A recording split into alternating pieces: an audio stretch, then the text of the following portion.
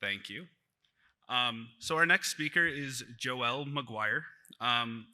Joelle has a master's in economics and data science from the University of Oklahoma, graduating top of his class.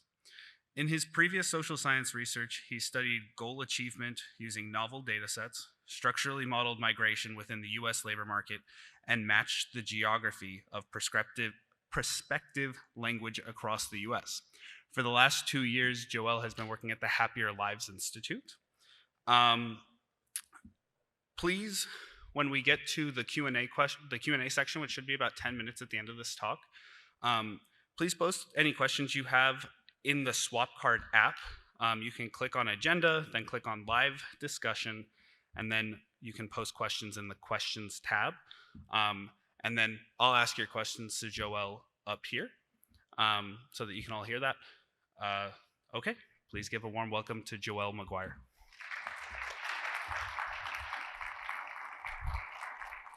Thank you. So today I'm going to be talking about how to use subjective well-being to compare the cost effectiveness of 2 interventions, cash transfers, and psychotherapy. So first, to cut to the chase, we estimate that both in looking at the general evidence base and when comparing 2 charities, Strong Minds, which delivers psychotherapy, and Give Directly, which delivers cash transfers, that in both of these cases, psychotherapy is 9 times more cost-effective than cash transfers.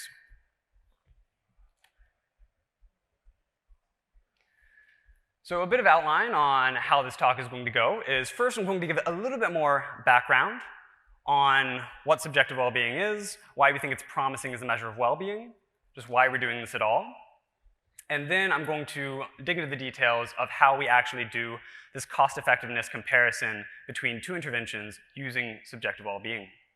And last, I'll compare these interventions and talk a little bit about the implications for this comparison and for this method of analysis, and end with a bit of a discussion about what's next with HLI.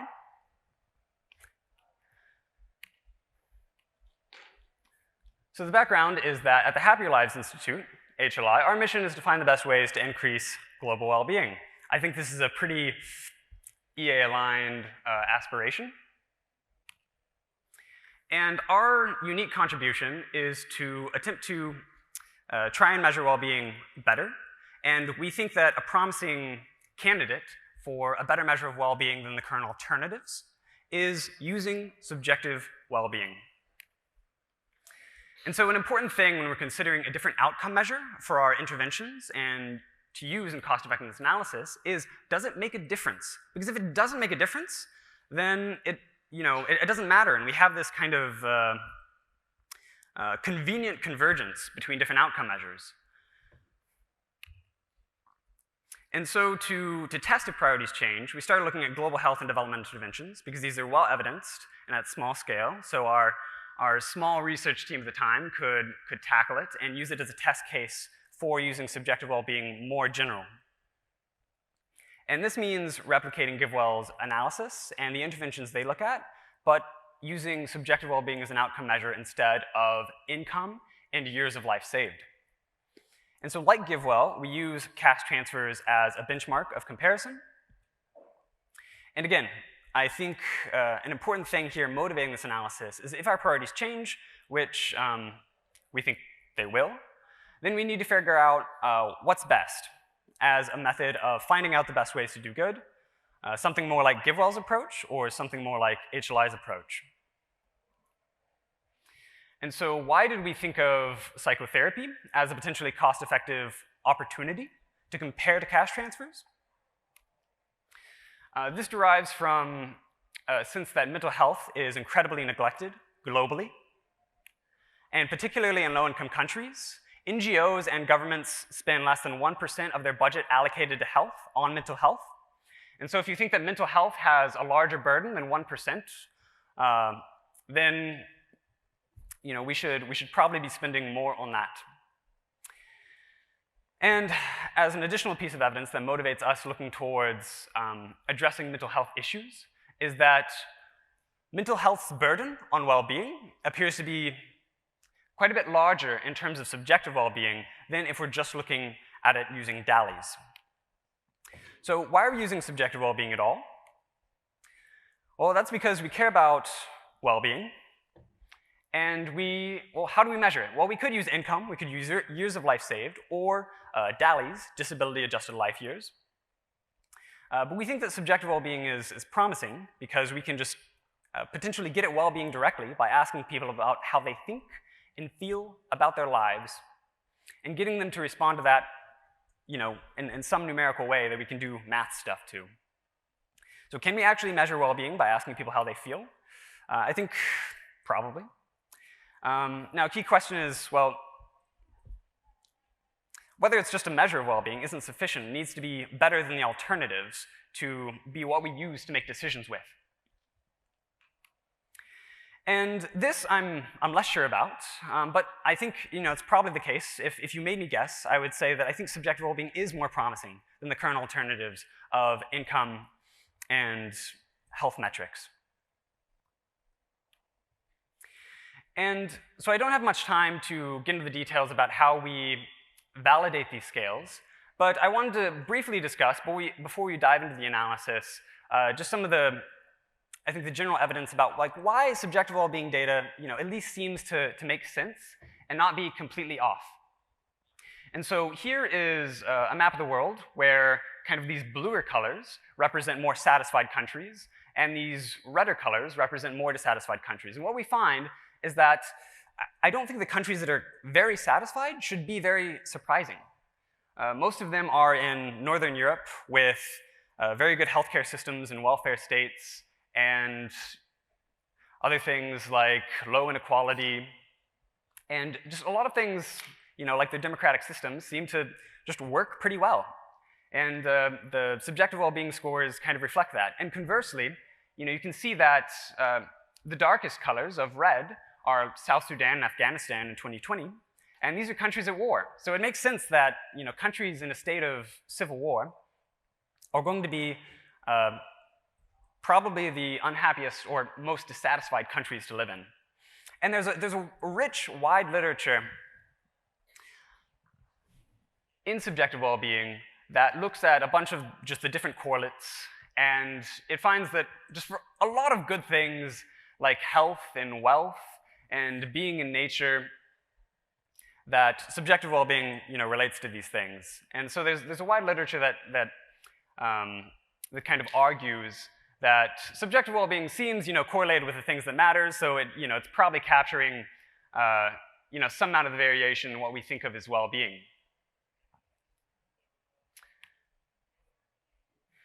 And again, what I think is the important question that motivates this analysis is, does using subjective well-being lead to different priorities and new opportunities?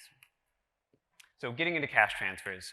What are cash transfers? They're direct payments typically made to people living in poverty. I mean, they can be sent anywhere to anyone. And a good thing about cash transfers is they have a large evidence base. They've been extensively studied and implemented, and they offer a very scalable way to reach people who are likely suffering from extreme financial hardship. So what's the data that we use? My colleagues and I from Oxford did a meta-analysis that was published in Nature Human Behavior, and so that's where we draw our data for the effectiveness from. This was 45 studies with over 100,000 individuals collectively. We found this using a systematic search, so for the time period it covers, we think it's exhaustive. And so there's two types of cash transfers that we pay attention to and that we discern between. One is cash transfers paid all at once in a lump sum, and cash transfers paid in a stream of payments, typically every month or every other month. And so the outcomes of interest are, as you may suspect, subjective well-being, but then also we're interested in effective mental health, and we use this as a proxy for subjective well-being as well. And specifically, we look at, when I say effective mental health, what I mean is the class of mental health disorders that are related to a lower level of mood or affect. And these are like depression, anxiety. And the key variables that we look at, the key characteristics of the studies are the size of the cash transfer and how long it's been since the cash transfer was received. And these are important because we think they'll explain a lot of the variation in the effectiveness across cash transfers.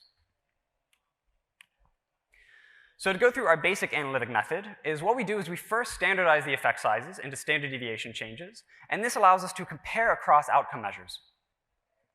So even if there's very different scales or just like types of measures, ideally this allows us to put them all into the same units. And so the first thing we do is we estimate the post-intervention effect, so right after the intervention ends, and then the next thing we want to know is what changes in the effect over time. And most of the time we assume that the effect will decay, but it's possible that for an intervention, the effect could stay constant or even grow. And we then use study-level regressions to estimate both of these parameters.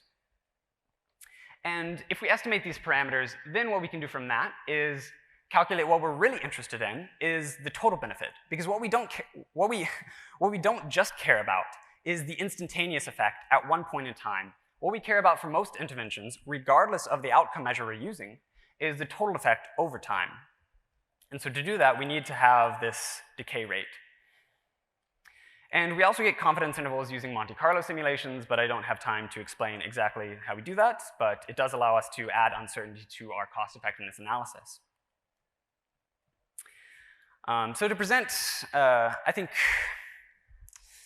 just some evidence in support of why our data makes sense is that when we just have these bivariate plots of all the effect sizes we collect in our data, and larger dots here reflect larger studies with larger sample sizes, what we find is that the effects decay through time, and for larger cash transfers, the effect is larger. So I think both of those things are pretty intuitive, and just this is what we find in a very graphical way. And so our regression analysis have slightly different slopes than the ones presented here, but they find something similar.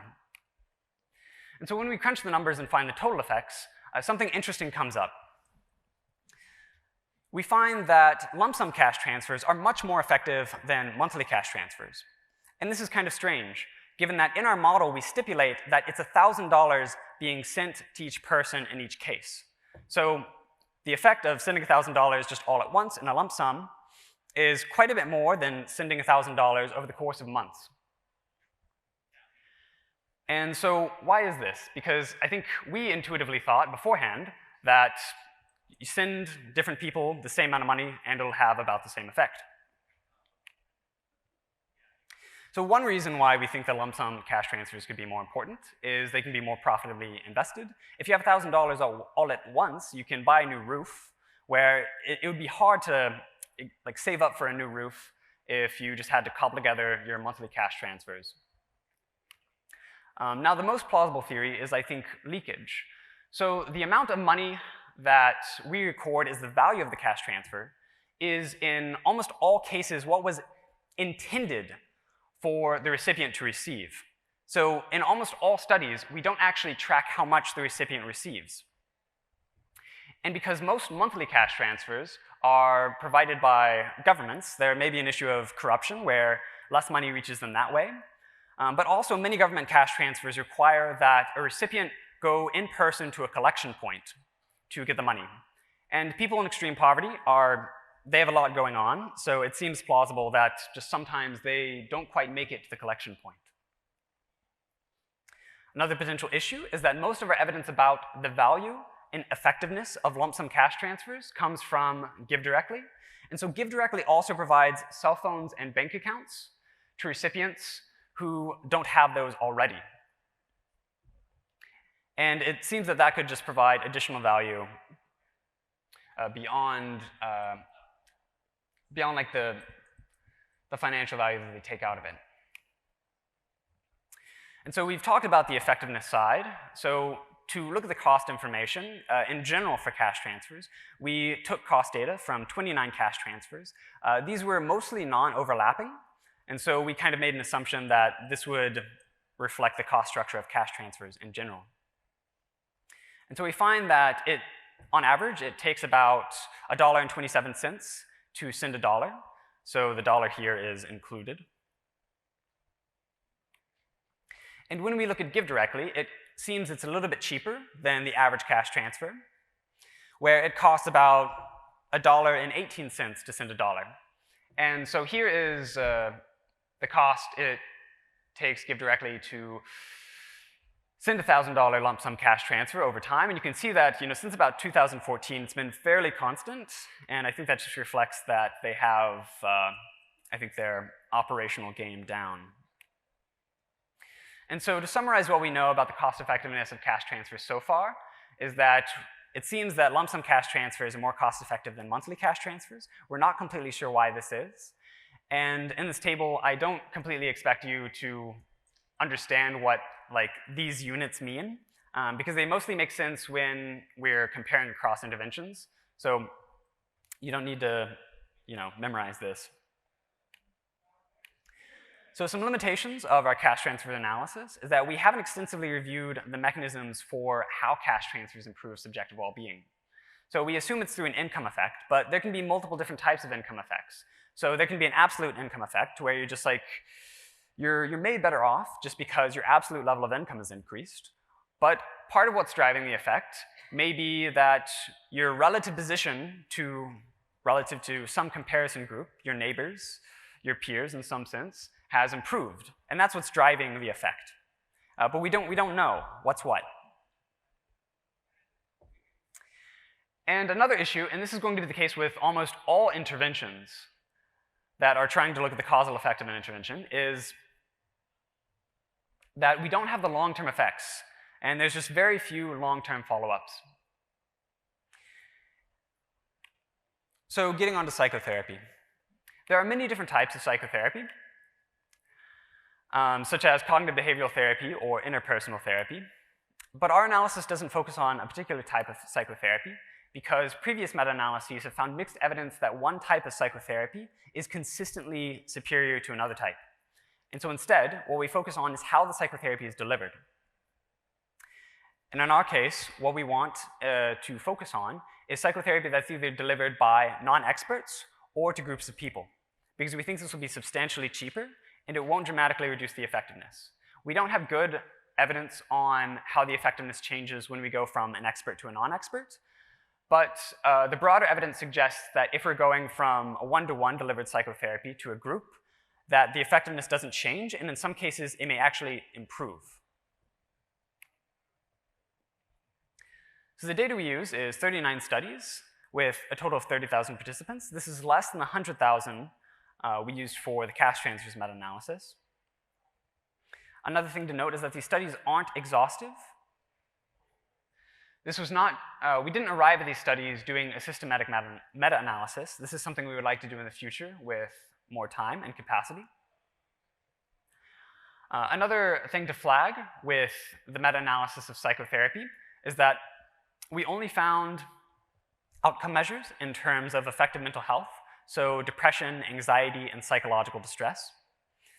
And so underlying this comparison is basically assuming like a one-to-one conversion rate between a change in affective mental health scores and subjective well-being scores. And so it's possible that our comparison would change if this conversion rate changed. And this is still, I think, an area of quite a bit of uncertainty for us about how to address this methodologically. And so here in this figure, we show most of what you need to know what we did with the analysis, where each point is an effect we extracted from a study. And when you see an effect tied by a line, that represents a study with multiple follow-up points. And that black bold line represents what our model predicts as the effect over time. And so the total effect of psychotherapy will thus be the area underneath that black line, which turns out to be 1.6 standard deviation years, which, again, I admit may not make sense alone. So we also estimate the cost effectiveness of strong minds. And I singled this out because I think there's probably more familiarity with GiveDirectly as an organization. So strong minds, we came to it as a result of quite a bit of scoping, looking for mental health organizations in low and middle income countries that would be willing to collaborate and do a cost-effectiveness analysis. But they ended up being the only one who were willing to collaborate. I think that may be different if we try it again, because we were a young organization when we did this. And so I'm optimistic that if we tried to do this search again, we would find more potential partners and more organizations out there that would collaborate in doing a cost-effectiveness analysis, and that will allow us to potentially make more recommendations in the mental health space. So a bit about their work is they work in East Africa, and they deliver psychotherapy to groups of women using several different means. And my impression of them as an organization is they're constantly trying to experiment and find ways to decrease the cost of delivering psychotherapy to a person while maintaining the fidelity and the effectiveness of the intervention. So how we estimate the effectiveness of Strong Minds as a particular charity is we take this broader evidence and then we combine it with the direct evidence using subjective weights. And so for the direct evidence, there's 5 studies that find quite a high effect. And I mean, it is an unusually high effect for Strong Minds in particular. And so what we basically ended up doing was assigning 63% of the weight to the broader evidence, and this has a consequence of pulling the effectiveness of Strong Minds down, but we still estimate it to be more effective than the average lay or group-delivered psychotherapy. And the greater total effect is illustrated in this graph, where with the slightly bluer color, Strong Minds is represented, and you can see it has a larger total area and total effect. And that is even though we estimate that it decays faster. So looking at the cost of psychotherapy, we found fewer sources than with cash transfers, only 11 studies that had the cost of delivering psychotherapy. But in summary, we find that in general, psychotherapy, it takes about $360 in terms of complete cost to treat one person, while it takes $130 to treat someone with Strong Minds. So this analysis so far was just looking at what happens to the recipient. But what we're also interested in is what happens to the household. And this seems to be something that's a bit neglected. So as of now, we've published the analysis that I talked about, but what we haven't published is what I'm about to show you. And the story about why we did this is Alexander Berger, as well as Alex Cohen and James Snowden, pointed out that we weren't doing this and we should, and so we received their criticism and tried to include this analysis. So how could an intervention in general affect its household? So an intervention can make someone happier if it influences their household. It can make them happier if it's, by making them nicer to be around. It can also make them happier by changing how they behave. And there's some evidence that reflects both of these points about there seeming to be this mere contagion effect, but also that for our interventions in particular, it changes how they behave. So psychotherapy improves how mothers and children relate, and cash transfers have been found to reduce domestic violence. In addition, it seems that interventions can also change how someone contributes economically to their household. And so for cash transfers, I think this is pretty obvious. But for psychotherapy, I'd like to point out that there's also evidence that receiving treatment for a mental health issue can make someone better off. So we looked for a lot of data, and we didn't really find any for what happens to the household effect. So we have a sum total of evidence from 6 cash transfers and 3 psychotherapy interventions. So if you recall, this is much, much less than what we have for the direct recipients. And so we calculated the household effects by summing the recipient benefit with the non-recipient benefit. And we calculate the non-recipient benefit by finding this thing called the spillover ratio, and then using that to get to the non-recipient benefit. And then we multiply the non-recipient benefit by how many people we expect there to be in the recipient's household. So by the spillover ratio, I just mean the share of the benefit that the non-recipient receives as a share of what the direct recipient receives. And we use this to get the non-recipient household effect. And again, we get confidence intervals for these figures. So to summarize what we find with our household spillover analysis is that on the top of this figure is the meta-analytic averages we get for both the recipient on top and the household member on bottom in gray. And so you can see for cash transfers that the effects are similar, and that this will correspond to, on the bottom, a much higher spillover ratio. And so the key thing to take away from this slide is that the spillover ratio for psychotherapy is smaller than it is for cash transfers, and this will lead to a decrease in the favorability of psychotherapy relative to cash transfers compared to when we're doing just the recipient analysis. And another important factor that's just worth mentioning is that strong minds and give directly operate in different countries. And this matters because these different countries tend to have different household sizes, and these different household sizes are important for estimating the total household effect. But for the general interventions, we assume similar household sizes because we don't expect them to take place in different locations just based on the intervention. Another important note is we don't find any relationship between household size and spillover effect, but I think this is probably due to our incredibly small sample size. So finally, when we compare, we find that the household benefit is actually quite a bit larger than the recipient benefit. So everything else outside of the red rectangle should not be new information. And I think this is really important to note because this household benefit is quite large, but no one's studying this. This is something that just seems like quite a big gap in the literature, because our evidence so far suggests that there's sizable household member effects, and again, that implies that we're not measuring most of what happens. And at the bottom, we show what happens from our individual level analysis to the household level analysis. And so the cost effectiveness goes from 12 times to 9 times. And we also do robustness checks, but we don't have time to go through those at the moment. And again, it's worth repeating that we're quite limited by data here with estimating the total household effect, even if we weren't when estimating the recipient level effect.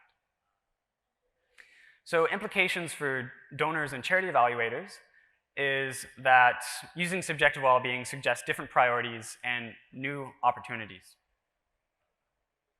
And I think this motivates a somewhat thorny question, which is what is the best measure of well-being and what is the best way of doing this analysis to find the best ways to do good?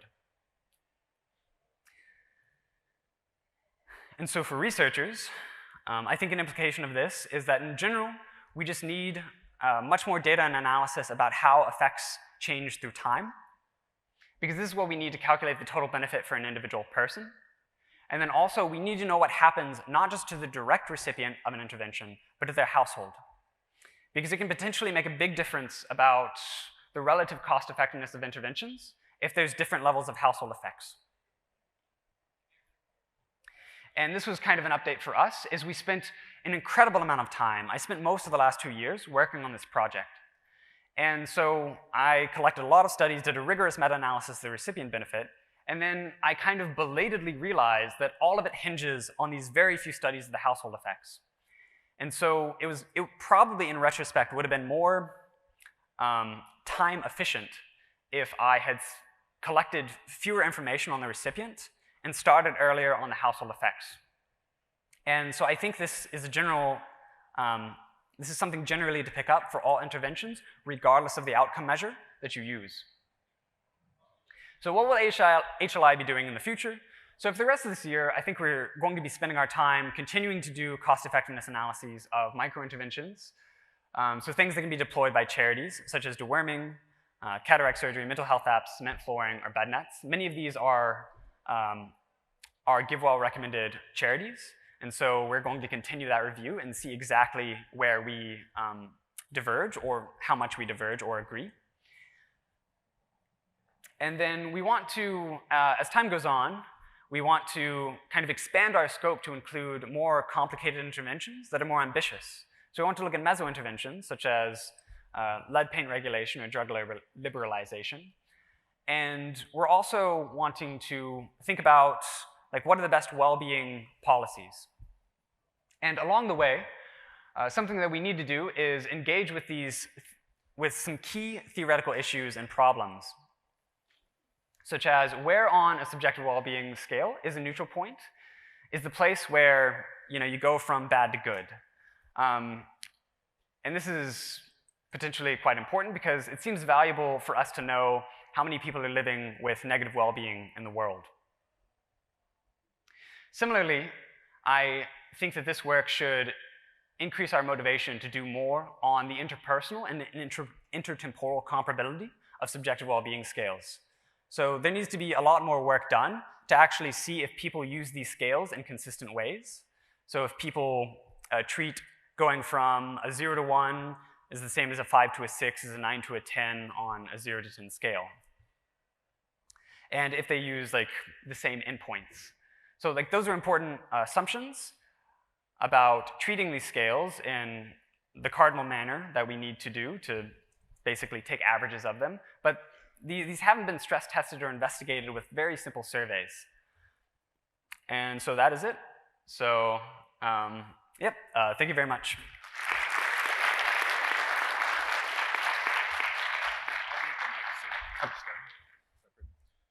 Okay, thank you, Joelle, again for giving that talk. So I see a lot of you have been putting questions into the app. I'm at risk of adding a weird incentive. I'm going to allow you the thumbs up. If you get more thumbs up, it means you get asked first. So if you like someone else's question, please give it a thumbs up. I'll try to only do one per person because so many people have asked questions. So the first question is, how would you control for countries that have different values that contribute to life satisfaction? For example, countries who have hedonic or eudaimonic, I hope I pronounced that correctly, happiness equally versus countries who primarily value hedonic happiness. So this doesn't on its face seem like something that we need to control for, unless we as HLI has a theory that, like the theory of well-being we should value is the theory that people value for themselves, which I don't know is a particularly like popular theory of well-being.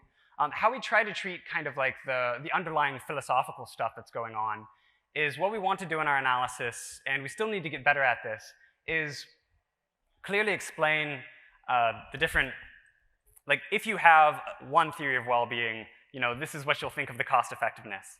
And that's still something we need to work on. But in the future, what we would like to do is basically say, okay, if you're a hedonist, this is what the cost effectiveness comparison will look like, because we will then emphasize, presumably, hedonic measures. Or if you care about desire satisfaction, we'll just show you, like, here's what happens when you compare, just using measures that seem most closely related to theories of desire satisfaction. And so on and so forth with as many plausible theories of well-being that we can find good measures that would map onto. Okay, the next question. Isn't it a huge assumption to make that mental health and subjective well-being have a one-to-one relationship? For example, someone could consider themselves very mentally healthy but not have enough food to eat. Have you done or looked into any research on the accuracy of that claim? It seems that the thesis, psychotherapy is 9 times more important than cash transfers, rests very heavily on this unsubstantiated and somewhat illogical assumption. Oh, that got spicy at the end. Yeah, so no, it is right, and that's why I flagged it, that our analysis does compare, that does rely on this one-to-one comparison. So this is something that is in part going to be hard to get at empirically, because there's a couple things going on here. One is an empirical claim about how closely, say, happiness measures and mental health measures are correlated. And if you look at the literature, you find that they're strongly correlated. But what we care about isn't just the correlation. What we care about is kind of the bias or mean differences. So if we had standardized measures, what we'd want to know is, like, do they give similar predictions? Do they respond in similar ways? Because if they respond in a very similar way, then we can use them as proxies.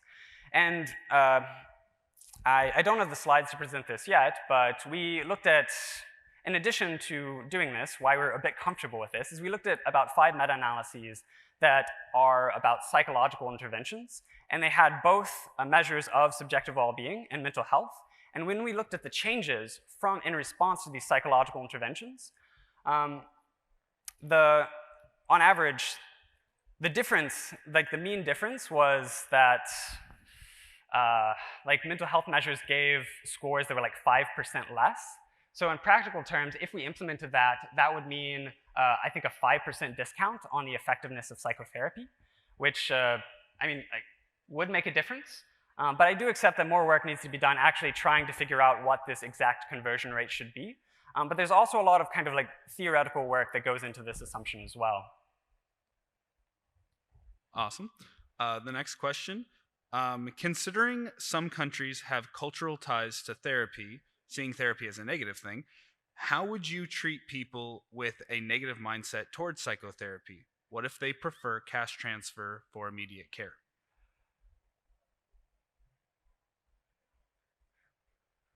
Well, yeah, so a big thing that may be related to this question is that, so for strong minds, this charity, so this intervention isn't implemented on just like a random sample of the population who just happens to be very poor. People are pre-selected for like pre-existing like mental health conditions. So people are kind of addressed with strong minds when they already have like low levels of mental health. And so, okay, if someone like already has like low levels of mental health and they're really depressed, and they say, I don't want psychotherapy, give me cash transfers, that's, I mean, in that case, I would probably say, you know, if it was up to me, I would say, okay, sure, you know, take the cash transfer. But that's, I guess that's kind of like an idealized situation that I'm not sure we can, you know, get reality to reflect, because these are different interventions implementing different things, and we don't have like some meta intervention that's like, which intervention do you want most? Let me give you that. Maybe we should. I don't know. I haven't actually thought about that much. Cool. In general, what changes to monitoring and evaluation in global health would HLI be most excited to see? Yeah, so my answer for this will be brief and boring, and it would be, we should monitor how the effects change through time. And so there's a couple different ways we can do this. One, we can just add more follow-ups to RCTs and follow people for longer and see how things change after, you know, they're affected by an intervention. And the other thing is, I just want to know what happens to people's families. So these are just like the same points I made at the last slide about the gaps in the evidence. And so I would just like to see monitoring shift more to take into account those two things that allow us to estimate the total effect of things we're trying to do to help people. All right. This next question relates pretty closely. What is the next study you'd like to see? What specific data would be most important to gather about household effects, and what prevents that study from being run, such as funding or something else? Okay, so that's a three-part question. So the first part is like, what's the study I would most like to see done? So the study I would actually most likely like to see done is a study that like rigorously probes for how people respond to subjective well-being scales, which is a bit, you know, more related to subjective well-being and not global health and development. Other than that, I mean, I'm pretty excited about the deworming replication that I'm doing. But another thing is just that a lot of these like health interventions, like deworming or like anti-malarial like treated bed nets, just are very scarce with subjective well-being data. So I'd just like to see like adding subjective well-being is pretty cheap, especially if you're just adding like a couple like single item like Likert scale questions.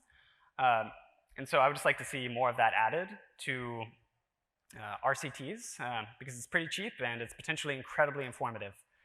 And I mean, how I would like to measure like household well-being is probably the most consistent thing to do is whatever like mental health or subjective well-being questionnaire people are using for the individual to also just do that for the household. So that you can be certain that like the differences aren't due to, you know, difference in questionnaire. Sweet. This next one is quick and simple. What charity should I donate to? Oh goodness. Yeah, so I guess one thing I can see someone coming away with is to be like, oh, okay, strong minds. Strong minds is great. So as a researcher, I'm a little bit more modest and cautious about thinking that that's an immediate implication of this analysis. In general, I just think we need to do a lot more work about subjective well-being. I think strong minds and generally task-shifting psychotherapy seems promising. But I think of my work as more as a signal that it looks like something's out there. It looks like there are things that, even if strong minds isn't that promising, I think this indicates that there's going to be other mental health treatments that can potentially beat GiveWell's top recommended charities. And so that's kind of a non-answer, I understand, but that just kind of reflects my caution about being like, here's where you put your money. Yeah, I mean, I said quick and simple, but okay, the next one. When discussing psychotherapy, could you expand on what type of therapy you are providing? What values do these psychotherapy providers follow? Also, considering that many rely on community leaders, religious advisors as psychotherapy equivalent, how do you locate where psychotherapy is neglected or more necessary? So the first part, so the psychotherapy that we think about most is Strong Minds looks at interpersonal therapy, and so that mostly means what that focuses on is trying to address the kind of the triggers of a depressive episode that come from problems with interpersonal relationships. And a lot of what goes into that is role-playing certain dynamics that are normally like sources of the issue and trying to figure out solutions. And that's part of why like the group setting is more helpful for that. And so that's most of the psychotherapy that we think about here, because otherwise there was a whole bunch of types that went into the general psychotherapeutic analysis. And so how do we find which places that like need psychotherapy? I think there's not good data about mental health in low-income countries. So that's something that we could also just like have way more, is just good data on what are actually the rates of depression, anxiety in low-income countries. And so instead of like seeing exactly where like therapy isn't being provided, I think more we would just use the general heuristic of, okay, there's very high rates of depression in these places that are say recently like ravaged by war. But just there's like a handful of like mental health professionals, and most of them are going to be located in cities and not rural areas. And so you can see that pattern in many places across the world, and to me that's just generally what indicates that there's a massive gap that needs to be filled, or that could be promising to fill, I should say. Awesome. Thank you so much again for this. We are out of time. I know we have a lot more questions, but you may be able to come up and talk to Joelle afterwards. Yeah. The next talk in 15 minutes will be a fireside chat with the president of the Humane League on effectively reducing suffering. Can we please all give Joelle a nice round of applause?